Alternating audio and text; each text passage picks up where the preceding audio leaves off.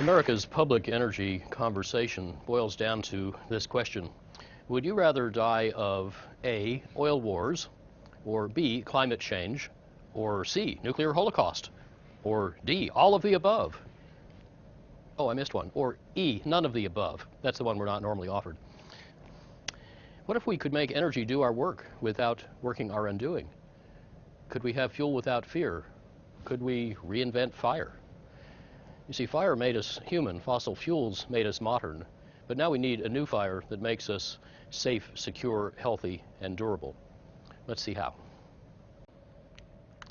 4/5 of the world's energy still comes from burning each year 4 cubic miles of the rotted remains of primeval swamp goo. Those fossil fuels have built our civilization. They've created our wealth, they've enriched the lives of billions, but they also have rising costs to our security, economy, health, and environment that are starting to erode, if not outweigh their benefits. So we need a new fire. And switching from the old fire to the new fire means changing two big stories about oil and electricity, each of which puts 2/5 of the fossil carbon in the air, but they're really quite distinct. Less than 1% of our electricity is made from oil, although almost half is made from coal. Their uses are quite concentrated. 3/4 of our oil fuels transportation, 3/4 of our electricity powers buildings, and the rest of both runs factories. So very efficient vehicles, buildings, and factories save oil and coal, and also natural gas that can displace both of them. But today's energy system is not just inefficient, it is also disconnected, aging, dirty, and insecure. So it needs refurbishment. By 2050, though, it could become efficient, connected, and distributed with elegantly frugal autos, factories, and buildings, all relying on a modern, secure, and resilient electricity system. We can eliminate our addiction to oil and coal by 2050 and use 1/3 less natural gas while switching to efficient use and renewable supply. This could cost, by 2050, $5 trillion less in net present value, that is expressed as a lump sum today, than business as usual, assuming that carbon emissions and all other hidden or external costs are worth zero, a conservatively low estimate. Yet this cheaper energy system could support a 158% bigger U.S. economy, all without needing oil or coal, or for that matter, nuclear energy. Moreover, this transition needs no new inventions and no acts of Congress, and no new federal taxes, mandates, subsidies, or laws and running Washington gridlock. Let me say that again. I'm going to tell you how to get the United States completely off oil and coal, $5 trillion cheaper, with no act of Congress, led by business for profit. In other words, we're going to use our most effective institutions, private enterprise co-evolving with civil society and sped by military innovation, to go around our least effective institutions.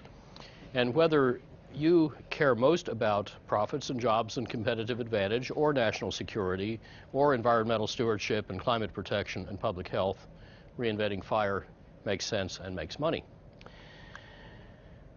General Eisenhower reputedly said that enlarging the boundaries of a tough problem makes it soluble by encompassing more options and more synergies. So in reinventing fire, we integrated all 4 sectors that use energy: transportation, buildings, industry, and electricity. And we integrated 4 kinds of innovation, not just technology and policy, but also design and business strategy. Those combinations yield very much more than the sum of the parts, especially in creating deeply disruptive business opportunities. Oil costs our economy $2 billion a day, plus another $4 billion a day in hidden economic and military costs, raising its total cost to over 1/6 of GDP. Our mobility fuel goes 3/5 to automobiles, so let's start by making autos oil-free. 2/3 of the energy it takes to move a typical car is caused by its weight, and every unit of energy you save at the wheels by taking out weight or drag saves 7 units at the tank, because you don't have to weigh 6 units getting the energy to the wheels. Unfortunately, over the past quarter century, epidemic obesity has made our 2-ton steel cars gain weight twice as fast as we have. But today, ultralight, ultra-strong materials like carbon fiber composites can make dramatic weight savings snowball and can make cars simpler and cheaper to build. Lighter and more slippery autos need less force to move them, so their engines get smaller. Indeed, that sort of vehicle fitness then makes electric propulsion affordable, because the batteries or fuel cells also get smaller and lighter and cheaper, so sticker prices will ultimately fall to about the same as today, while the driving cost, even from the start, is very much lower. So these innovations together can transform automakers from wringing tiny savings out of Victorian engine and steel stamping technologies to the steeply falling costs of 3 linked innovations that strongly reinforce each other, namely ultralight materials, making them into structures, and electric propulsion. The sales can grow and the prices fall even faster with temporary fee-bates, that is, rebates for efficient new autos paid for by fees on inefficient ones. And just in the first 2 years, the biggest of Europe's 5 fee-bate programs has tripled the speed of improving automotive efficiency. The resulting shift to electric autos is going to be as game-changing as shifting from typewriters to the gains in computers. Of course, computers and electronics are now America's biggest industry, while typewriter makers have vanished. So vehicle fitness opens a new automotive competitive strategy that can double the oil savings over the next 40 years, but then also make electrification affordable, and that displaces the rest of the oil. America could lead this next automotive revolution. Currently, the leader is Germany. Last year, Volkswagen announced that by next year they'll be producing this carbon fiber plug-in hybrid getting 230 miles a gallon. Also last year, BMW announced this carbon fiber electric car. They said that its carbon fiber is paid for by needing fewer batteries, and they said, we do not intend to be a typewriter maker. Audi claimed it's going to beat them both by a year. 7 years ago, an even faster and cheaper American manufacturing technology was used to make this little carbon fiber test part, which doubles as a carbon cap, in 1 minute. And you can tell from the sound how immensely stiff and strong it is. Don't worry about dropping it. It's tougher than titanium. Tom Friedman actually whacked it as hard as he could with a sledgehammer without even scuffing it. But such manufacturing techniques can scale to automotive speed and cost with aerospace performance. They can save 4/5 of the capital needed to make autos. They can save lives because this stuff can absorb up to 12 times as much crash energy per pound of steel. If we made all our autos this way, it would save oil equivalent to finding 1.5 Saudi Arabias or half an OPEC by drilling in the Detroit Formation, a very prospective play. And all those nega barrels under Detroit cost an average of $18 a barrel. They are all American, carbon-free, and inexhaustible. The same physics and the same business logic also apply to big vehicles. In the 5 years ending in 2010, Walmart saved 60% of the fuel per ton mile in its giant fleet of heavy trucks through better logistics and design. But just the technological savings in heavy trucks can get to 2/3, and combined with triple to quintupled efficiency airplanes now on the drawing board can save close to $1 trillion. Also, today's military revolution in energy efficiency is going to speed up all of these civilian advances in much the same way that military R&D has given us the internet, the global positioning system, and the jet engine and microchip industries. As we design and build vehicles better, we can also use them smarter by harnessing 4 powerful techniques for eliminating needless driving.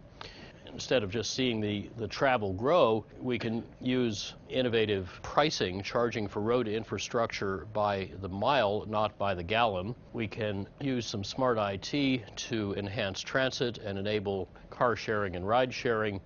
We can allow smart and lucrative growth models that help people already be near where they want to be so they don't need to go somewhere else, and we can use smart IT to make traffic free flowing. Together, those things can give us the same or better access with 46 to 84% less driving, saving another $0.4 trillion plus $0.3 trillion from using trucks more productively. So 40 years hence, when you add it all up, a far more mobile U.S. economy can use no oil. Saving or displacing barrels for 25 bucks rather than buying them for over 100 adds up to a $4 trillion net saving, counting all the hidden costs at zero. So to get mobility without oil, to phase out the oil, we can get efficient and then switch fuels. Those 125 to 240 mile per gallon equivalent autos can use any mixture of hydrogen fuel cells, electricity, and advanced biofuels. The trucks and planes can realistically use hydrogen or advanced biofuels. The trucks could even use natural gas, but no vehicles will need oil. And the most biofuel we might need, just 3 million barrels a day, can be made 2/3 from waste without displacing any cropland and without harming soil or climate. Our team speeds up these kinds of oil savings by what we call institutional acupuncture. We figure out where the business logic is congested and not flowing properly. We stick little needles in it to get it flowing, working with partners like Ford and Walmart and the Pentagon. And the long transition is already well underway. In fact, 3 years ago, mainstream analysts were starting to see peak oil not in supply but in demand. And Deutsche Bank even said world oil use could peak around 2016. In other words, oil is getting uncompetitive even at low prices before it becomes unavailable even at high prices. But the electrified vehicles don't need to burden the electricity grid. Rather, when smart autos exchange electricity and information through smart buildings with smart grids, they're adding to the grid valuable flexibility and storage that help the grid integrate varying solar and wind power. So the electrified autos make the auto and electricity problems easier to solve together than separately. And they also converge the oil story with our second big story, saving electricity and then making it differently. And those twin revolutions in electricity will bring to that sector more numerous and profound and diverse disruptions than any other sector, because we've got 21st century technology and speed colliding head on with 20th and 19th century institutions, rules, and cultures. Changing how we make electricity gets easier if we need less of it. Most of it now is wasted, and the technologies for saving it keep improving faster than we're installing them, so the unbought efficiency resource keeps getting ever bigger and cheaper. But as efficiency in buildings and industry starts to grow faster than the economy, America's electricity use could actually shrink, even with the little extra use required for those efficient electrified autos. And we can do this just by reasonably accelerating existing trends. Over the next 40 years, buildings which use 3/4 of the electricity can triple or quadruple their energy productivity, saving $1.4 trillion net present value with a 33% internal rate of return, or in English, the savings are worth 4 times what they cost. And industry can accelerate too, doubling its energy productivity with a 21% internal rate of return. And the key is a disruptive innovation that we call integrative design that often makes very big energy savings cost less than small or no savings. That is, it can give you expanding returns, not diminishing returns. That is how our 2010 retrofit is saving over 2/5 of the energy in the Empire State Building. Remanufacturing those 6,500 windows on site into super windows that pass light but reflect heat, plus better lights and office equipment and such, cut the maximum cooling load by 1/3 And then renovating smaller chillers instead of adding bigger ones saved $17 million of capital cost, which helped pay for the other improvements and reduced the payback to just 3 years. Integrative design can also increase energy savings in industry. Dow's billion-dollar efficiency investment has already returned $9 billion, but industry as a whole has another $500 billion of energy still to save. For example, 3/5 of the world's electricity runs motors, half of that runs pumps and fans, and those can all be made more efficient, and the motors that turn them can have their system efficiency roughly doubled by integrating 35 improvements paying back in about a year. But first we ought to be capturing bigger, cheaper savings that are normally ignored and are not in the textbooks.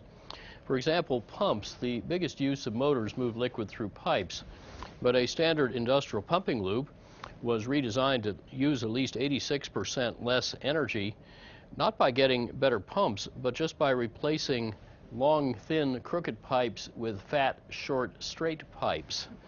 This is not about new technology, it's just rearranging our metal furniture. And of course, it also shrinks the pumping equipment and its capital costs. So what does such savings mean for the electricity that is 3/5 used in motors? Well, from the coal burned at the power plant through all these compounding losses, only 1/10 of the fuel energy actually ends up coming out the pipe as flow. But now let's turn those compounding losses around backwards, and every unit of flow or friction that we save in the pipe saves 10 units of fuel cost pollution and what AmoryLovins calls global weirding back at the power plant. And of course, as you go back upstream, the components get smaller and therefore cheaper. Our team has lately found such snowballing energy savings in more than $30 billion worth of industrial redesigns, everything from data centers and chip fabs to mines and refineries. Typically, our retrofit designs save about 30 to 60% of the energy and pay back in a few years, while the new facility designs save 40 to 90% with generally lower capital cost.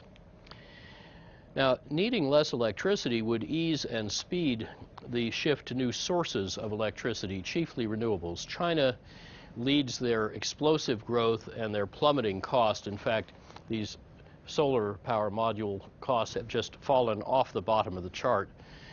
And Germany now has more solar workers than America has steel workers. Already in about 20 states, private installers will come put those cheap solar cells on your roof with no money down and beat your utility bill. Such unregulated products could ultimately add up to a virtual utility that bypasses your electric company just as your cell phone bypassed your wireline phone company. And this sort of thing gives utility executives the heebie-jeebies, and it gives venture capitalists sweet dreams. Renewables are no longer a fringe activity. For each of the past 4 years, half of the world's new generating capacity has been renewable, mainly lately in developing countries.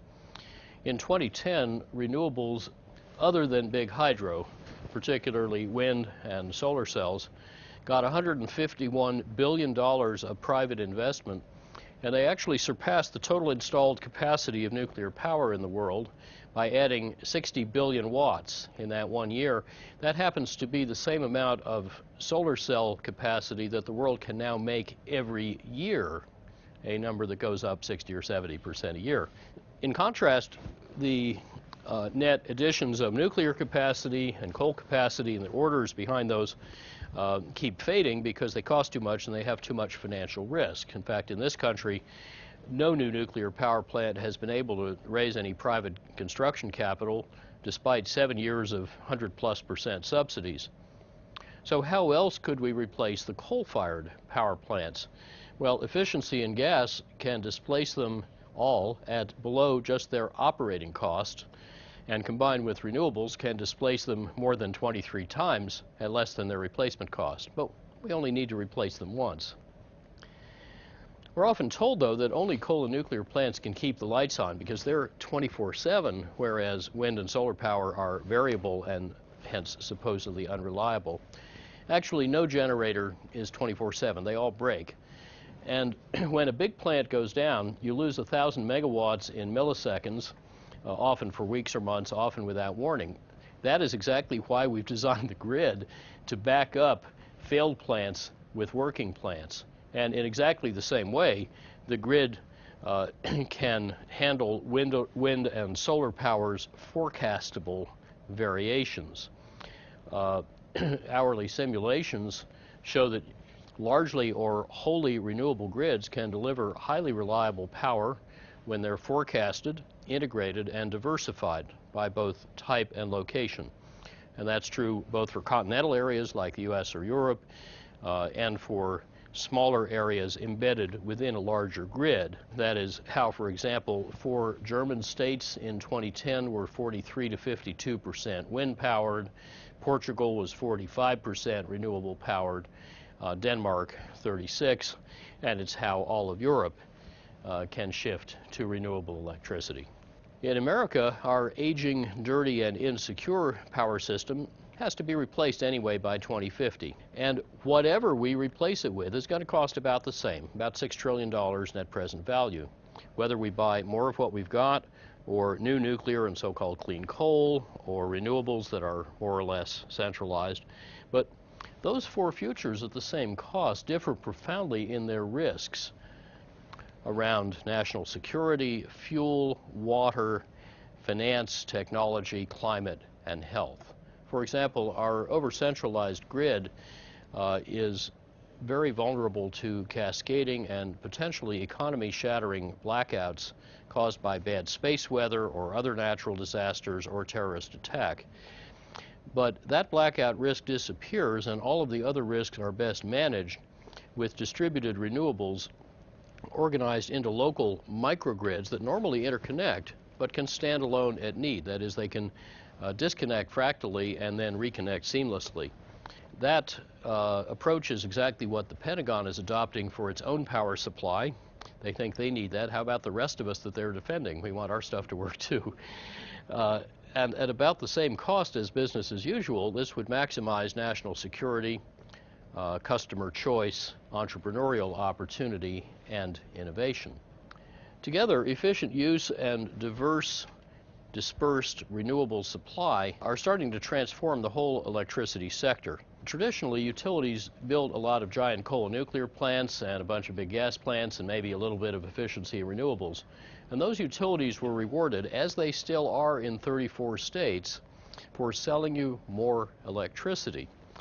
However, especially where regulators are now instead rewarding cutting your bills, the investments are shifting radically toward efficiency, demand response, cogeneration, renewables, and ways to knit them all together reliably with less transmission and little or no bulk electricity storage. So our energy future is not fate but choice, and that choice is very flexible. In 1976, for example, government and industry insisted that the amount of energy needed to make $1 of GDP could never go down. And I heretically suggested it could go down several-fold. Well, that's what's actually happened so far. It's fallen by half. But with today's much better technologies, more mature delivery channels, and integrative design, we can do far more and even cheaper. So to solve the energy problem, we just needed to enlarge it. And the results may at first seem incredible, but, as Marshall McLuhan said, only puny secrets need protection. Big discoveries are protected by public incredulity. Now combine the electricity and oil revolutions, both driven by modern efficiency, and you get the really big story, reinventing fire, where business, enabled and sped by smart policies in mindful markets, can lead the United States completely off oil and coal by 2050, saving $5 trillion, growing the economy 2.6-fold, strengthening our national security. Oh, and by the way, by getting rid of the oil and coal, reducing the fossil carbon emissions by 82 to 86%. Now, if you like any of those outcomes, you can support reinventing fire without needing to like all of them and without needing to agree about which of them is most important. So focusing on outcomes, not motives, can turn gridlock and conflict into a unifying solution to America's energy challenge. This also turns out to be the best way to cope with global challenges: climate change, nuclear proliferation, energy insecurity, energy poverty, all of which make us less safe. Now, our team at RMI helps smart companies to get unstuck and speed this journey via 6 sectoral initiatives, with some more hatching. Of course, there's still a lot of old thinking out there too. Former oilman Maurice Strong said not all the fossils are in the fuel, but as Edgar Woolard, who used to chair DuPont, reminds us, companies hampered by old thinking won't be a problem, because he said they simply won't be around long term. I've described not just a once-in-a-civilization business opportunity, but one of the most profound transitions in the history of our species. We humans are inventing a new fire, not dug from below, but flowing from above. Not scarce, but bountiful. Not local, but everywhere. Not transient, but permanent. Not costly, but free. But for a little transitional tale of natural gas and a bit of biofuel grown in ways that sustain and endure, this new fire is flameless. Efficiently used, it really can do our work without working our undoing. Each of you owns a piece of that $5 trillion prize, and our new book, Reinventing Fire, describes how you can capture it. So, with the conversation just begun at reinventingfire.com, let me invite you each to engage with us and with each other and with everyone around you to help make the world richer, fairer, cooler, and safer by together reinventing fire. Thank you.